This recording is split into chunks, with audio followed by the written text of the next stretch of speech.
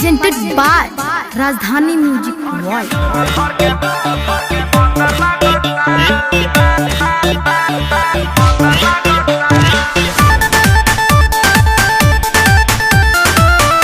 Music by Abhishek राजधानी।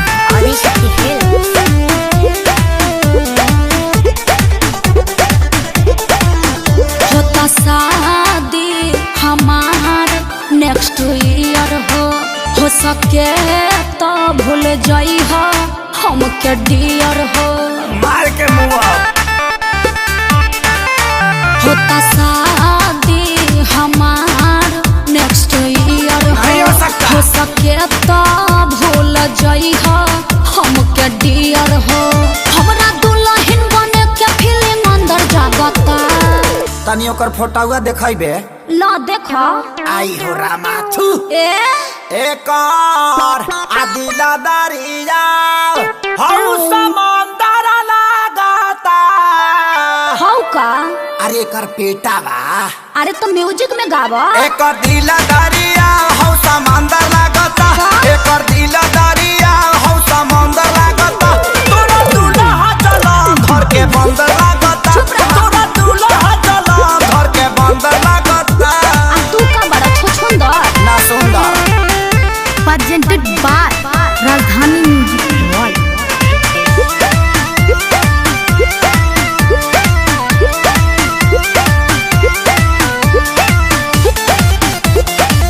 Music by Abhishek Rajdhani. हमरा मर्द के बारे में बोल के काहे दर्द बढ़ावता रे। अपने बारे पारानी न काहे दांत चियारता रे। तपिया घरे चल जाई पूजा करम फुटी जाई का करबू तब। जवन बोला तारा बोलिया पवन डर लागता। एकर दिला दरिया आहू समंदर लागता। ना मनबा अब ते कहबे म्यूजिक में गावे के हाँ नतिया गाओ। श्याम म्यूजिक देता 1 2 3। एकर दिला दरिया हौ समंदर लागता।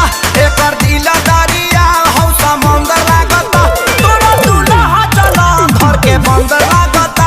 तोरा दूल्हा चला घर के बंदर लागता।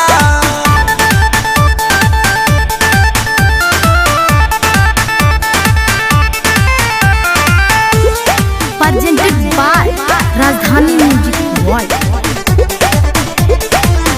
देख जरई के भी एगो हद होला हबे करोड़पति मोर राजा। अच्छा तोहरा नियन लइका ढेरे वन कर अगोर तारे दरा बाजा।